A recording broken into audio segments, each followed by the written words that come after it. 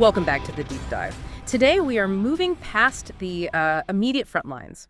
We're going to focus on the crucial forces and really the invisible capabilities that truly empower a corps commander to fight across the entire extended battlefield. We're diving deep into what the doctrine calls the core enablers. That's right. And this isn't about, the usual infantry formations or tank battalions. This is about the highly specialized, often unseen assets. We're talking special operations forces, cyberspace operations, electromagnetic warfare, and the absolutely essential signal support that holds it all together. These capabilities provide that strategic and operational leverage, don't they? They absolutely do. In today's contested environment where you have peer adversaries actively trying to deny us information and maneuver space, these high-demand, low-density capabilities are, well, they're the keys to seizing and maintaining freedom of action. They are the precision tools of the modern commander. So our mission today is to pull apart that doctrinal complexity, extract the key operational and technical principles, and really understand how these specialized assets are integrated and protected at the core level and above. The sources guiding this discussion are foundational to modern Army thinking. We're drawing heavily from Army Doctrine Publication 305, Field Manual 305, Field Manual 312, Field Manual 602, Joint Publication 312, and even some extremely tactical insights from the Marine Corps Electromagnetic Protection and Missions Control Standard Operating Procedure. And that shift in focus to large-scale ground combat against technologically sophisticated adversaries means we just can't assume unchallenged access to the information environment anymore. It's a whole new ballgame. It is. Yeah. As we see in the doctrine, success now hinges on controlling the non-physical domains. These enabling functions, cyberspace operations and electromagnetic warfare, backed by resilient signal support, are what allow conventional forces to maneuver without being constantly disrupted or targeted. If a corps commander can't fight in these invisible domains, they really can't fight effectively anywhere else. That sets the stage perfectly for our first topic. The invisible domain enablers. We hear the term multi-domain operations all the time, but for the warfighter, that means integrating the traditional physical fight with the immense complexities of the digital sphere. Let's start by defining cyberspace operations and electromagnetic warfare as these essential integrated functions. Let's do it. When we talk about cyberspace operations, Joint Publication 312 defines it as the employment of cyberspace capabilities to achieve objectives in or through cyberspace. And crucially, the domain itself is global. It sits within the information environment, and it's comprised of that interdependent network of information technology infrastructure, everything from the physical cables to the actual data flowing through them. That sounds impossibly broad for a field commander to grasp. I mean, how does the doctrine break that down to make it manageable for planning and, for targeting? It simplifies the conceptualization into three interrelated layers. We need to visualize the terrain, right? Even if we can't physically see it. First, you have the physical network layer. Concrete stuff. Exactly, the concrete stuff. Think of the actual hardware. Computing devices, fiber optic cables, wireless links, data centers. The physical location of this infrastructure is paramount because its geographical position determines the legal framework. It dictates the constraints on operational targeting. Targeting a server in a contested area is very, very different legally than targeting one inside a neutral sovereign nation. So the physical layer anchors the operation to geography and international law. Okay, what's the next layer up from that? Next is the logical network layer. This is where the abstract operational movement happens. It consists of the data flow and the logical functions performed by the components in that physical layer. Think about unique identifiers like those Internet Protocol addresses, which define how data moves across systems and networks. This layer is crucial for operational planners because exploiting or securing vulnerabilities here, well, it allows us to influence the function of the network regardless of the physical location of the endpoints. And then the final layer, which connects this whole technical domain back to the human element. That's the cyber persona layer. And this focuses on the identities, roles, and behavioral aspects of users. It's the virtual representation of human interaction within the digital structure. This is where identity management, authentication, and behavioral patterns all reside. If the logical layer is the roadmap, the cyber persona layer is the traffic flow, understanding who is traveling, why, and how they behave. That distinction is key because the cyber persona layer doesn't just inform cyberspace defense, it fundamentally influences information operations and psychological operations, right? Absolutely. The cyber persona layer is where information manipulation takes place. When a commander wants to disrupt the enemy's cohesion or their decision-making, understanding their digital identities, their communication patterns, their access credentials, that's the way in. It's about leveraging human behavior within the digital infrastructure, making it a critical aspect of intelligence gathering and influence operations, not just, technical targeting. Now, let's turn to the twin capability that often works hand in glove with cyberspace operations, electromagnetic warfare. Field Manual 312 defines this as military actions using electromagnetic and directed energy. So what are the three essential divisions of electromagnetic warfare, and why is this domain so vital in large-scale combat? Well, the electromagnetic spectrum is really the highway of modern warfare. I mean, it transmits everything from radar signals and radio communications to GPS data. If you can control or deny access to that spectrum, you blind and paralyze the enemy. The three divisions are, first, electromagnetic attack. This is the offensive measure. It involves using directed energy to degrade, neutralize, or even destroy the enemy's capability to use the electromagnetic spectrum. We're talking about things like jamming, which temporarily interrupts a system, or deception, which is much more insidious. It's designed to mislead the enemy by manipulating, distorting, or falsifying information transmitted across the spectrum. For Corps Commander, this is a way to instantaneously shut down the enemy's artillery targeting radars, for example, or disrupt their tactical network during a critical phase of a maneuver. So if attack is the blunt instrument, what protects our own forces from the same thing? That's electromagnetic protection.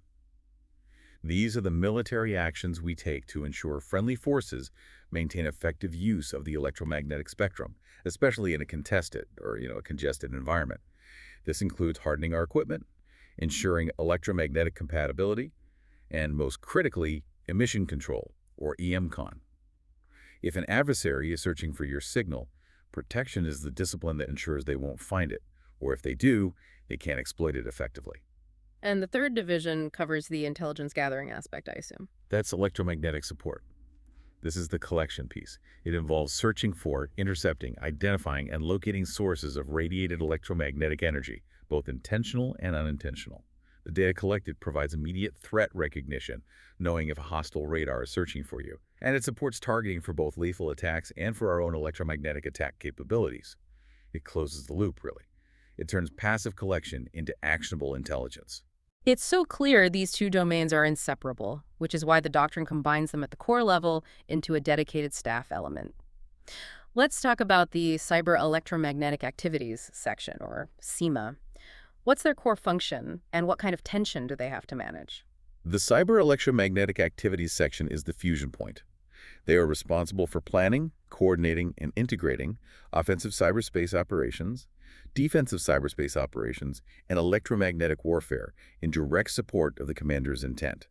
Now, they don't execute these actions themselves, but they orchestrate them, working across every single staff section from intelligence to operations. It's fascinating here is that unlike a standard fire mission, these technical effects often have massive strategic and legal implications. That's the core tension they manage. One of their critical tasks is advising the commander on the technical effects in cyberspace and the electromagnetic spectrum.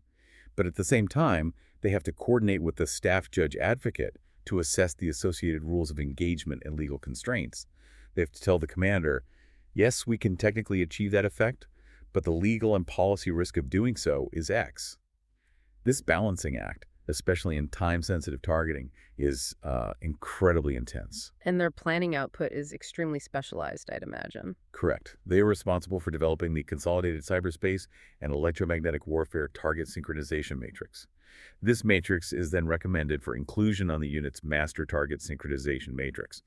They are the eyes and the technical analysts, identifying enemy command nodes, radar systems, and communication systems that are vulnerable to non-kinetic effects, and making sure those targets are integrated seamlessly with kinetic fires. To really bring home why this integration matters so much, let's revisit that historical vignette Field Manual 312 uses regarding Russia's actions against a Ukrainian mechanized brigade back in 2014. This wasn't just a conventional attack, it was a targeted system failure. It was a horrific demonstration of multi-domain synchronization. Russian military planners recognized that Ukraine's command, control, communications, computer, surveillance, and reconnaissance systems, They were their center of gravity. They didn't just want to destroy Ukrainian forces. They wanted to inject strategic and tactical chaos into their decision cycle. And the method they used was incredibly precise. It was. On the morning of July 11, 2014, the presence of a drone, a collection asset, was the precursor. Once they had precise geolocation, they launched targeted cyberspace and electromagnetic warfare actions designed to essentially silence the unit's ability to communicate, to report, or even to identify the incoming threat. So they were simultaneously blinded and disconnected. Exactly. The unit was in complete communication chaos, unable to effectively coordinate a response or even warn adjacent units. This disruption was followed immediately by a devastating 4-minute barrage from a multiple rocket system.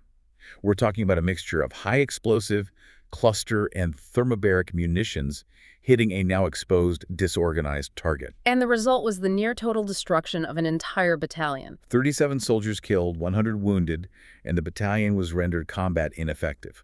The lesson drawn from that action is chillingly clear. The Russian army's ability to geolocate intelligence and target Ukrainian communication nodes first with non-kinetic means was the critical enabler. It allowed them to find, fix, and then destroy an entire combat arms brigade with lethal force. The invisible domain created the condition for the physical attack. Wow.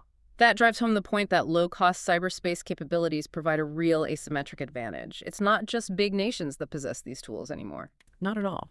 Doctrine stresses that adversaries, both state and non-state, use a wide range of advanced and often commercially available technologies. The ability to launch relatively inexpensive cyberspace attacks poses a significant threat to a technology-dependent nation like ours.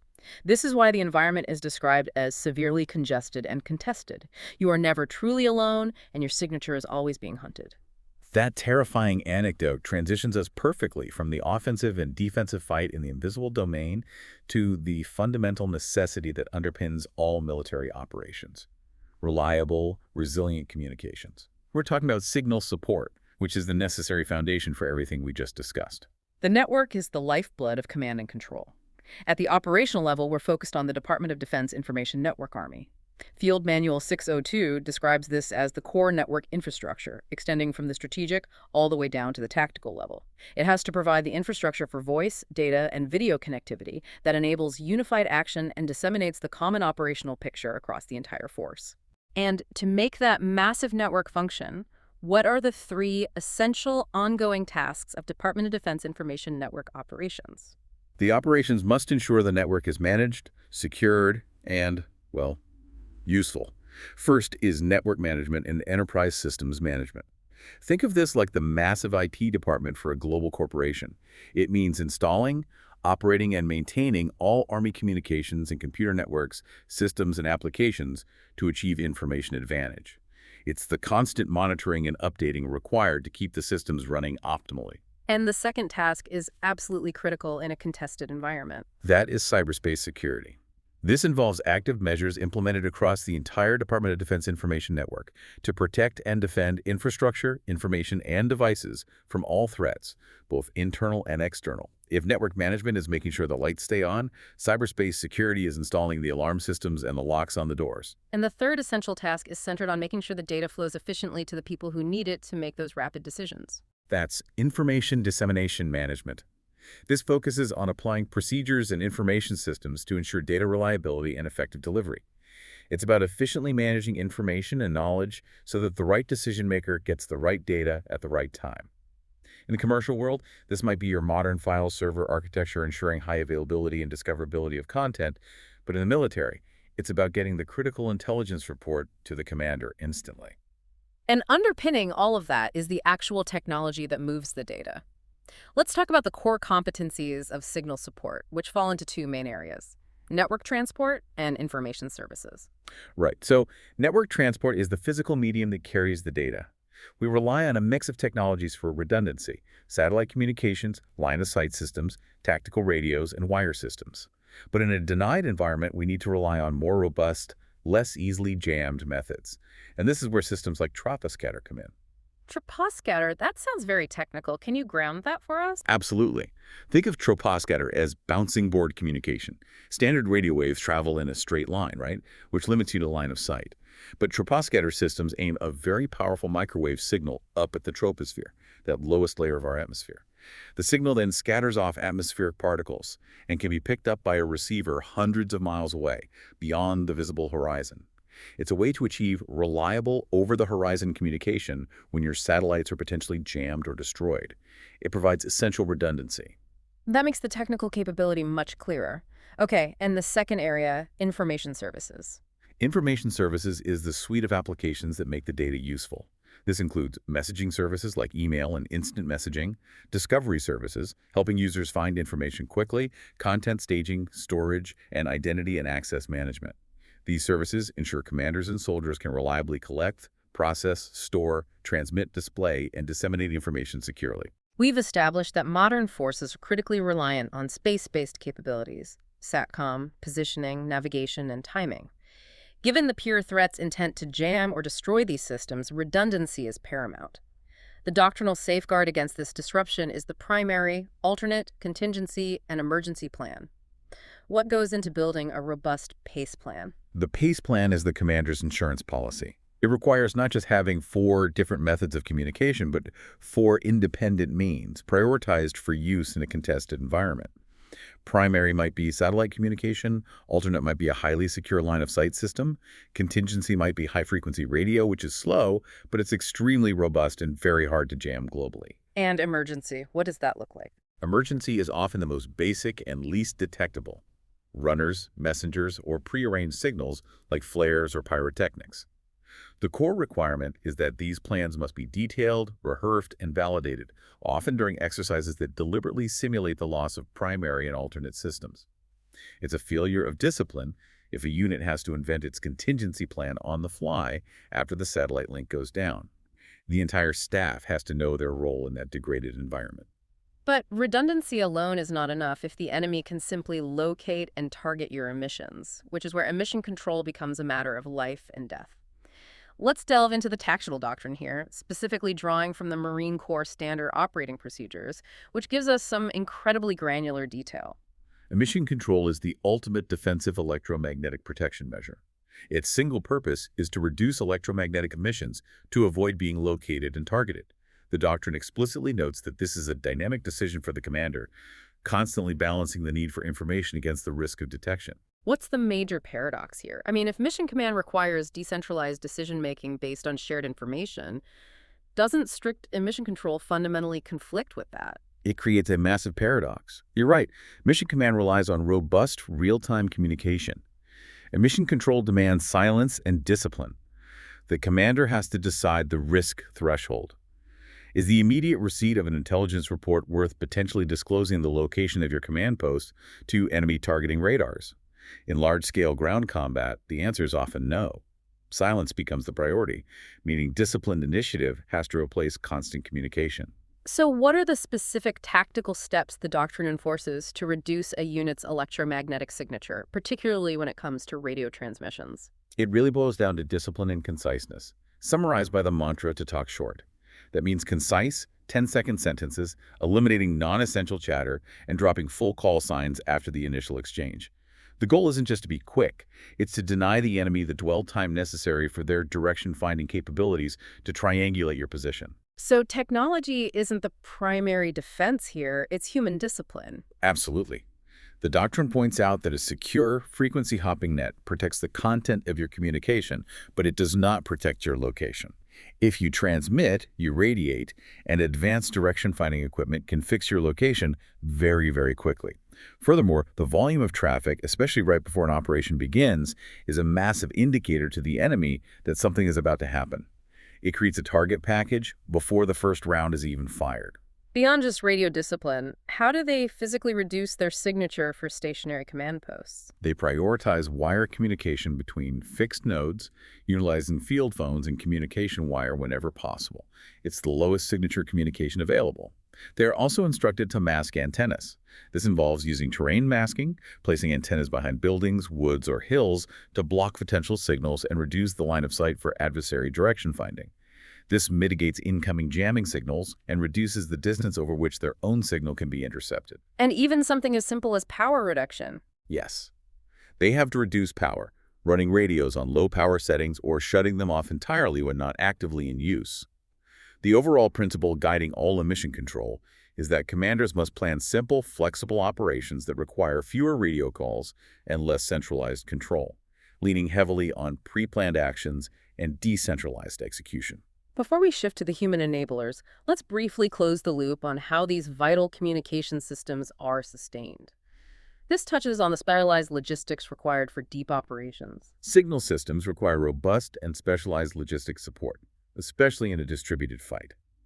At the operational level, logistics planning for Special Operations Forces begins with the Theater Special Operations Command's concept of operations.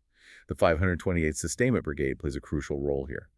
They are the organizational structure focused on operational-level logistics planning and synchronization specifically for Special Operations Forces, ensuring that specialized communications gear, sensors, and even unique resupply needs are met, and they coordinate these requirements with the Theater Army Service Component Command. All right, now we make the jump from the technical domain to the human domain.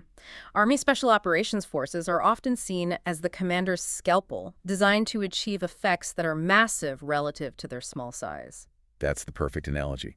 Army Special Operations Forces are active and reserve component forces, designated and equipped specifically to conduct and support special operations.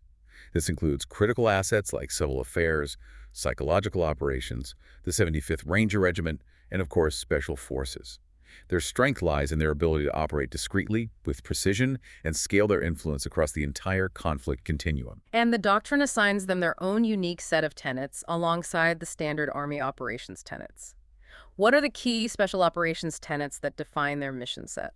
Well, while they adhere to simultaneity, depth, synchronization, and flexibility, they also emphasize tempo, preemption, and disruption. They are tailored to operate rapidly, often before conflicts fully materialize, or deep inside enemy territory to disrupt the enemy's plans, thereby shaping the environment for follow-on conventional forces. Okay, let's break down the core activities that are most relevant to a conventional core maneuver commander. We'll start with direct action. Direct action involves short-duration strikes, raids, ambushes, and other small-scale offensive actions. The key distinction from conventional raids isn't the intensity of the fight, but the political and physical risk involved, the operational techniques used, and the absolute requirement for discriminate and precise use of force to achieve very specific objectives. They are typically employed when conventional forces are just too slow, too visible, or lack the requisite authorities. Next up, special reconnaissance. This is more than just traditional scouting. Special reconnaissance involves reconnaissance and surveillance in hostile, denied, or sensitive environments to collect or verify information of strategic or operational significance. They use specialized military capabilities and insertion techniques not normally found in conventional forces to provide ground truth in areas where other collection methods, like satellites or drones, might be denied or unreliable. And the foundational activity often associated with the Green Beret, unconventional warfare. Unconventional warfare is the activity conducted to enable a resistance movement or insurgency to disrupt, coerce, or overthrow a government or occupying power. This is done by operating through or with an underground auxiliary and guerrilla force in a denied area. It's a long-term, high-leverage activity designed to create internal security dilemmas in the enemy's rear areas, effectively eroding their power and will to fight from within. We saw this applied successfully in Afghanistan and historically in World War II supporting resistance groups. So the fundamental question for the maneuver commander is, how do these small, specialized units, with their deep penetration capabilities, integrate with and enable the large kinetic power of a corps? The synergy occurs by operating in the deep areas of the operational framework. Army Special Operations Forces are designed to influence the fight long before the close combat begins, allowing the Corps to maintain its offensive momentum without being preoccupied by rear area threats or disrupted logistics. Can you define the operational difference between those deep areas? We define two major deep areas. The operational deep area is typically within the area's interest, but outside the conventional land component, commander's immediate area of responsibility. Special Operations Forces conduct operations here, like disrupting enemy command and control nodes, logistics supply chains, and communication systems, to directly enable friendly maneuver in the close area. Their actions create friction that delays enemy reinforcements and supply efforts. Then there's the strategic deep area. This is far beyond the joint operations area. It's where enemy strategic capabilities reside, including their space, cyberspace, and information warfare assets. Special operations forces, utilizing direct action and special reconnaissance, disrupt or destroy these far-reaching enemy capabilities. For example, hitting a high-value enemy signals intelligence facility far behind the front lines. This disrupts the enemy's strategic ability to influence the fight, freeing up the conventional force to maneuver kinetically. To make this high-stakes integration happen, the staff must be perfectly synchronized. Which liaison elements are key to linking special operations forces into the conventional targeting cycle? Integration is managed through specialized cells. The Special Operations Liaison element is positioned at the Joint Air Operations Center to coordinate air support. Most relevant to the Corps commander, though, is the Special Operations Command and Control element, situated right within the Corps headquarters. This element is tasked with integrating Special Operations Forces support for time-sensitive target prosecution, coordinating joint fires, intelligence, and information operations. It ensures the Corps commander gets the maximum benefit from combined conventional and special operations resources. That sounds incredibly complicated when we factor in the simultaneous non-kinetic fight. Let's talk about that specific integration challenge. How does the Special Operations Command and Control element make sure a direct action raid doesn't compromise a parallel offensive cyberspace operation? That is the ultimate coordination challenge. Imagine Special Forces are conducting a special reconnaissance mission near a key enemy command and control node.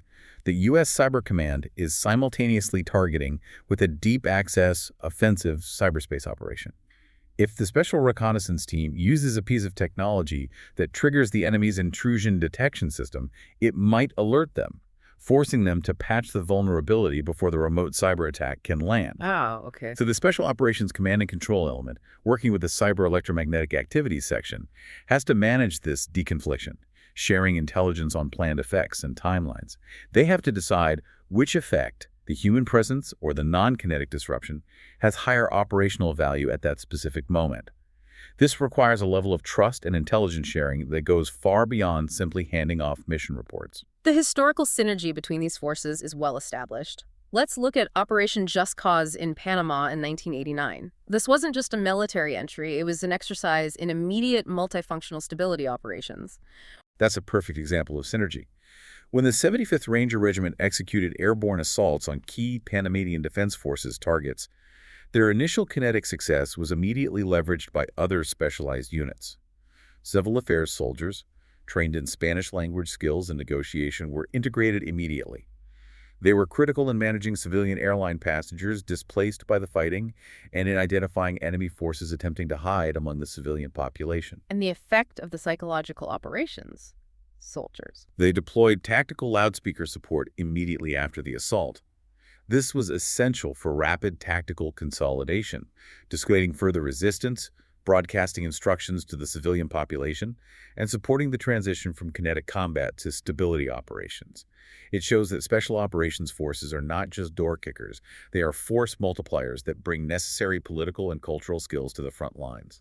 For a more historical, large-scale combat example that directly enabled conventional maneuver, let's recount the actions of the U.S. Army Rangers during the Normandy landings. We are talking about the U.S. Army Rangers at Pointe du Hoc on D-Day.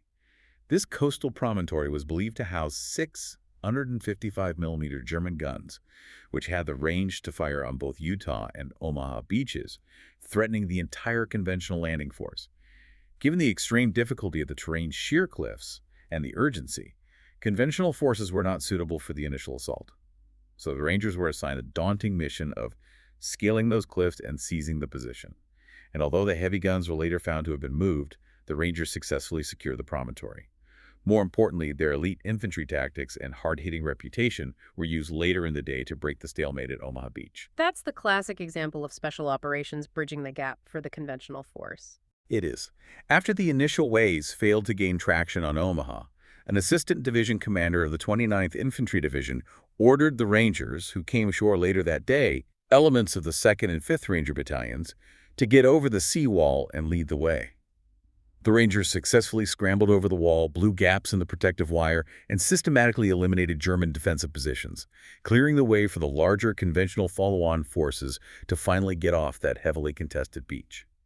Their precision, daring, and disciplined initiative directly enabled the successful seizure of Omaha Beach, illustrating that special operations is an enabler, not a replacement for large-scale combat operations. We've established the individual power of these enablers, the technical strength of cyberspace and electromagnetic warfare, the foundation of signal support, and the leverage of special operations forces.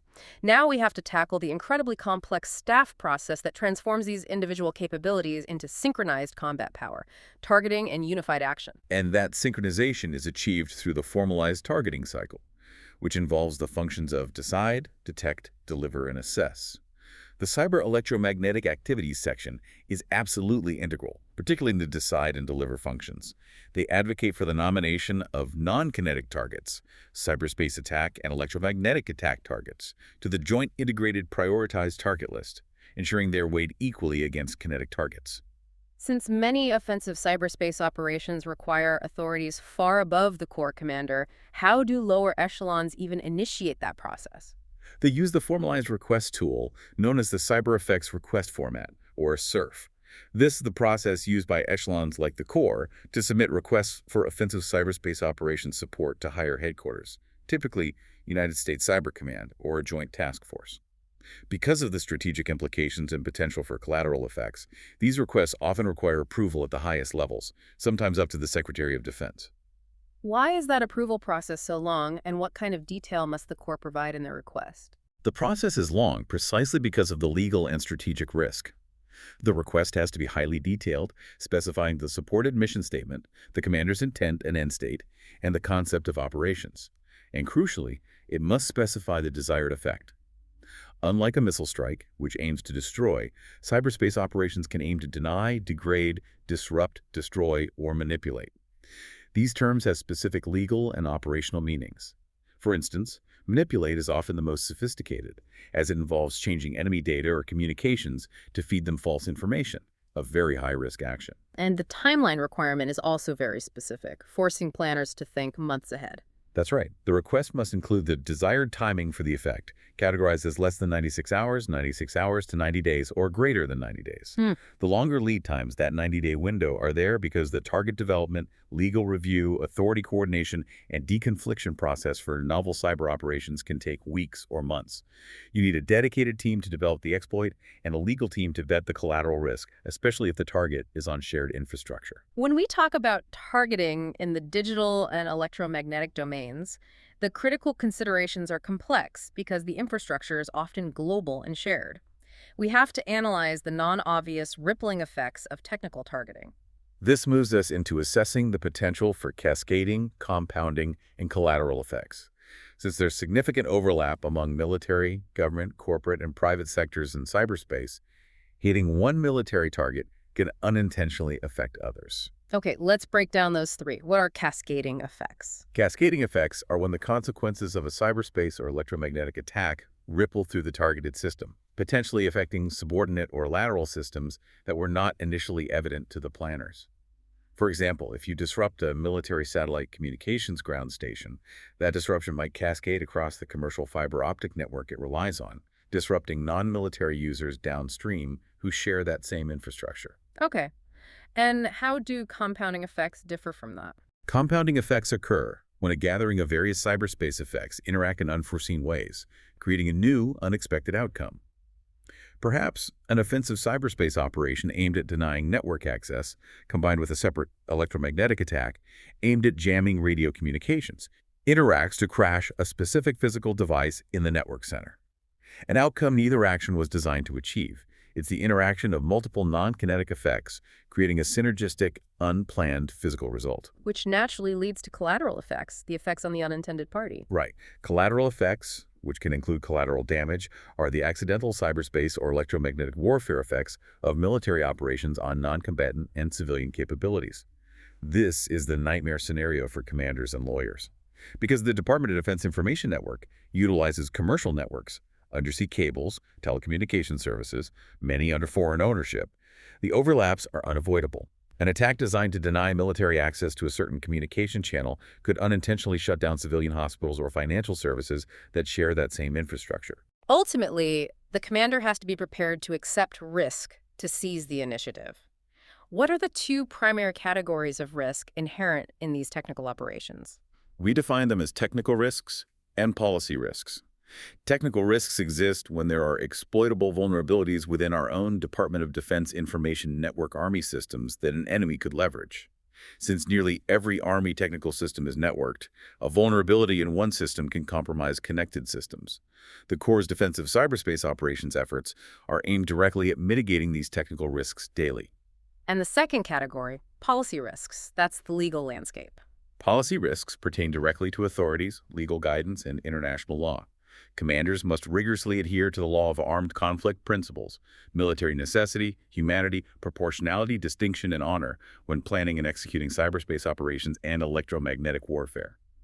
Given the shared global infrastructure, assessing proportionality that the military advantage gained outweighs the expected incidental loss of civilian life or damage to civilian objects is particularly challenging in the digital domain. It is a profound tension in modern warfare, balancing the desire for speed and deep penetration effects against that complex web of technical and legal constraints. It is, and the willingness of the commander to incur these risks, especially policy risk, is often the key to exploiting enemy weaknesses.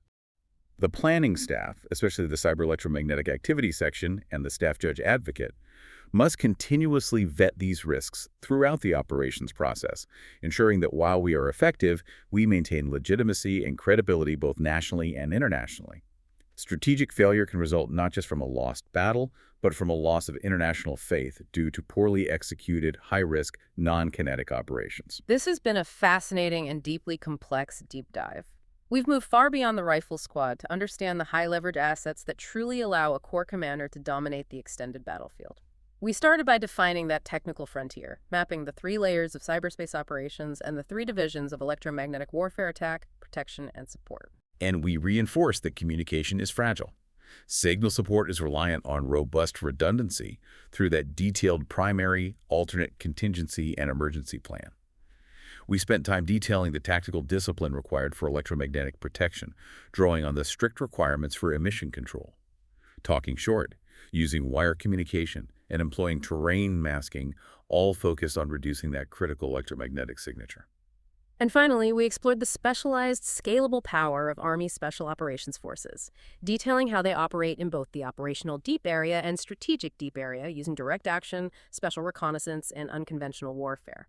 Their role, synchronized through liaison elements like the Special Operations Command and Control element, is to disrupt enemy networks and logistics to ensure the conventional force maintains its freedom of maneuver. These enablers are, together, the converging combat power of the 21st century Corps. And that leads us to the final thought we want you, the listener, to mull over. Given the extreme acknowledged reliance on space-based capabilities and networks for command and control, and the complexity of the cyber effects request format targeting process, if an adversary successfully denies access to those capabilities by jamming or destruction, how effectively can a Corps headquarters transition its extensive planning processes, including the targeting of fleeting, time-sensitive targets, to only utilize non-digital degraded and low-signature methods? When faced with a sophisticated peer threat determined to create chaos in the information environment, where exactly do the operational limits of redundancy truly lie?